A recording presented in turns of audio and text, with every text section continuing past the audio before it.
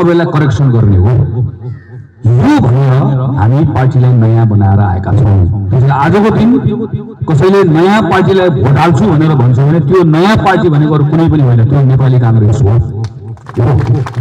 दाबीका साथ भन्छु।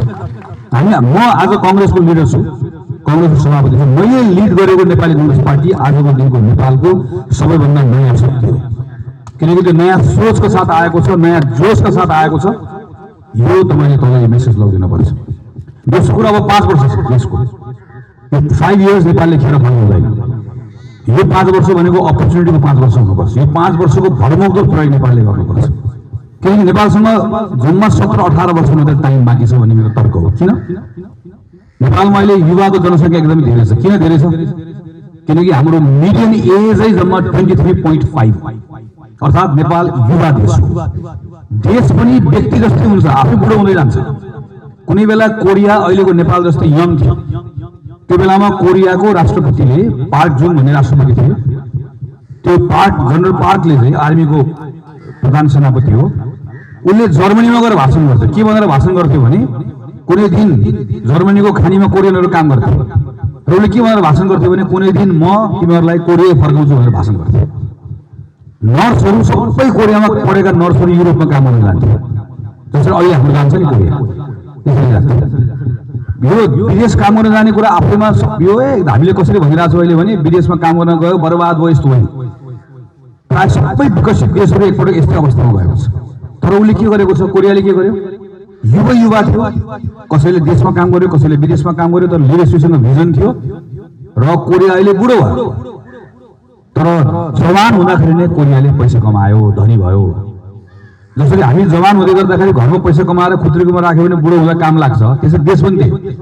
अब नेपाल ठ्याक्कै अबको 18 देखि 20 वर्षमा नेपाल पनि बुढो हुन्छ। त्यसपछि के हुन्छ, त्यसमा नेपाल पनि युवाको जनसङ्ख्या कम हुन्छ, पिरामिड जस्तो कम हुन्छ। र त्यो बेलामा अहिले कस्तो छ, अहिले बुढोबुढीको जनसङ्ख्या पिरामिड जस्तो ट्रायङ्गल जुन हामीले बनाउँछौँ त्रिभुज जस्तो ठ्याक्कै कस्तो छ, बुढाबुढीको जनसङ्ख्या थोरै छ, तलपट्टि देशमा युवाको जनसङ्ख्या धेरै छ, ठ्याक्कै उल्टी छ। अब के हुन्छ, अब चाहिँ युवाको जनसङ्ख्या थोरै हुन्छ, बुढाबुढीको जनसङ्ख्या धेरै हुन्छ। धेरै टाइम छैन नेपालको। त्यसैले 17-18 वर्षमा नेपाल धनी भयो भने भयो, धनी भएन भने नेपाल धनी नभइकन बुढो हुन्छ। धनी नभइकन बुढो भयो भने के गर्ने त्यसपछि? जस्तो जापानले अहिले के गर्छ भनेर त किन, तर संसारभरिको मान्छे लिएर जान्छ, नेपाली पनि जान्छ नि जापान। अहिले अब केटाहरू पैसा तिरेर पोल्यान्ड रोमानिया यहाँबाट पनि गएको होला, तपाईँहरू पनि कतिजना खोज्दै हुनुहुन्छ होला। पोल्यान्ड रोमानिया चेक किन जान्छ? किनकि पोल्यान्ड रोमानियाको मान्छे कहाँ काम गर्न जान्छ? बेलायत काम गर्न जान्छ, इस्ट युरोपको मान्छे। अनि इस्ट युरोपमा काम गर्ने मान्छे कम भएकोले नेपाल जस्तो देशबाट मान्छे बाहिर जान्छ। तर त्यो सबै देशले बाहिरको कामदार किन ल्याउन सक्छ भने उनीहरूसँग तिर्ने पैसा छ। किन पैसा छ?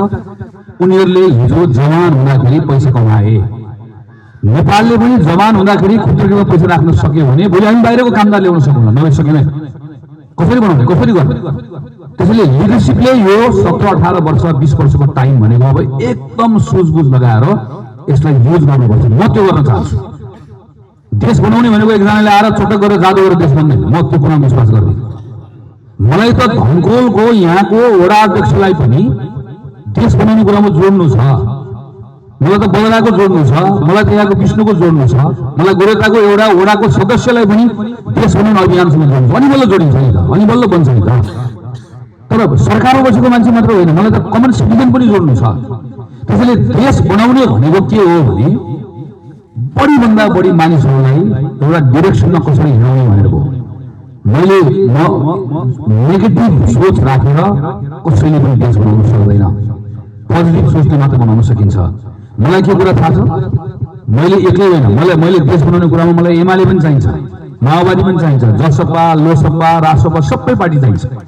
मैले पार्टीलाई अलग गरेर त मेरो प्रतिस्पर्धा छ, तर मैले पार्टी चोर हो, सबै खराब हो, मैले पुरानो असल हो, नयाँ चोर हो, अथवा नयाँ असल हो, पुरानो खराब हो, म असल हो बाँकी रहेको चोर हो भने चिन्तन राखेँ भने म एक्लै कहीँ पुगिँदैन। त्यसरी बन्दैन, सिङ्गो सबैलाई मिलाएर लिएर जानुपर्छ। म यो 5 इयर्स यसरी मिलाएर काम गर्न चाहन्छु र मेरो प्रायोरिटीको कुरा धेरै टाइम लिएर दुईटा कुरा हो,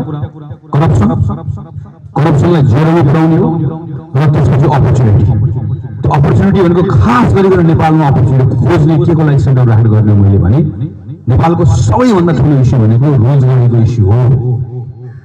5 लाख मान्छेलाई 5 लाख प्रत्येक वर्ष अहिले 2082 साल हैन अब 2082 को फागुनमा चुनाव हुन्छ चैतमा नयाँ सरकार बन्छ वैशाख 1 गतेबाट 83 लाग्यो ठीक त्यो वैशाख 1 गतेबाट 83 सालको चैतसम्मको 12 महिना छ त्यो 12 महिनामा नेपालमा कति इम्प्लोयमेन्ट रोजगारी सृजना हुनुपर्छ भने 5 लाख हाम्रो उमेरले त भन्छ त्यति केटाहरू नै हुन्छ ठीक छ तर रोजगारी कति सृजना हुन्छ जम्मा 50,000 जम्मा कति मान्छेले काम पाए 4.5 लाखले काम पाए अब त्यो 4.5 लाखले काम नपाएर नेताजी आएर यहाँ आएर चाहिँ ठुल्ठुलो भाषण गरेर 4.5 लाख मान्छेको पेट भनिन्छ भएन नि 4.5 लाख काम कोही त्यो काम कहाँबाट आउँछ त्यो काम सृजना गर्ने सेक्टर के हो नेपालमा सबैभन्दा ठुलो काम सृजना गर्ने सेक्टर भनेको कन्स्ट्रक्सनको सेक्टर हो सेकेन्ड त्यसपछि कहिले सृजना गर्न सक्छ हामीहरुकोमा अन्डर युटिलाइज भएको म्यानुफ्याक्चरिङले उद्योग धन्दा कल कारखाना गर्न सक्छ नेपालमा अर्को एकदमै धेरै अर्को रोजगारी सृजना गर्ने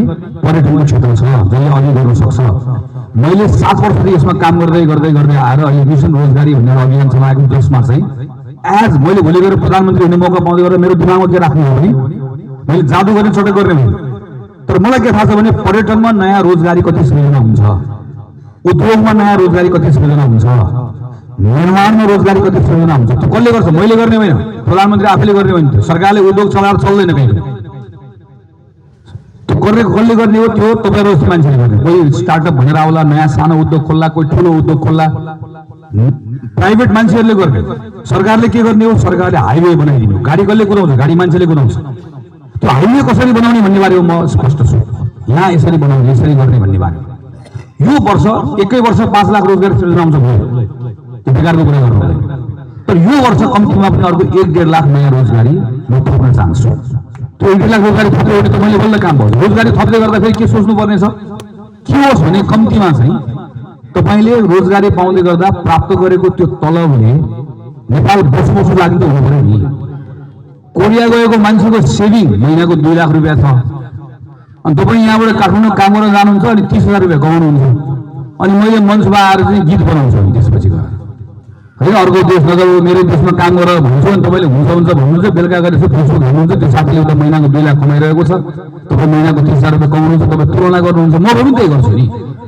फ्याक्टबाट को भाग्छ त्यसपछि कम्ती भाग नेपाल भित्रै बसेर काम गर्नका लागि त्यो त्यहाँको जस्तो हुन्न तर कति हुन्छ के हुन्छ भन्ने कुराको आधार त बनाउनु पर्यो यी क्षेत्रहरुमा म अबको 5 वर्ष काम गर्न चाहन्छु र गर्ने क्रममा अब म सर्लाइ आएको छु म काठमाडौँको एकदम सजिलो क्षेत्र छाडेर सर्लाइ आएको म एकदम जानेर बुझेर आएको किन जानेर बुझेर आएको भने मैले के सोचे बुझेँ भने मैले नेपालको नेतृत्व गर्ने भने मैले एक पटक मधेसको नेतृत्व नगरिकन म नेपालको नेतृत्व गर्ने योग्य हुन्न म आउनु पर्छ मैले अहिले आज मलाई एकजना सोध्दै हुनुहुन्थ्यो तपाईँ यहाँ बसेका भाषा बोल्नुहुन्छ भनेर मैले मलाई च्यालेन्ज भनेको रमाइलो तपाईँ मलाई के सोध्नुहोस् म तपाईँलाई उत्तर दिन्छु भनेर मैले मलाई 7-8वटा प्रश्न सोध्नु मैले सबै प्रश्नको उत्तर दिएँ मैले मलाई भने मैले बुझेँ अनि मैले पछि म अर्को पटक अलि समय लाग्छ मलाई अलि पछि आउँदै गर्दा म तपाईँलाई बजेमा प्रश्न सोध्ने भएर आउँछु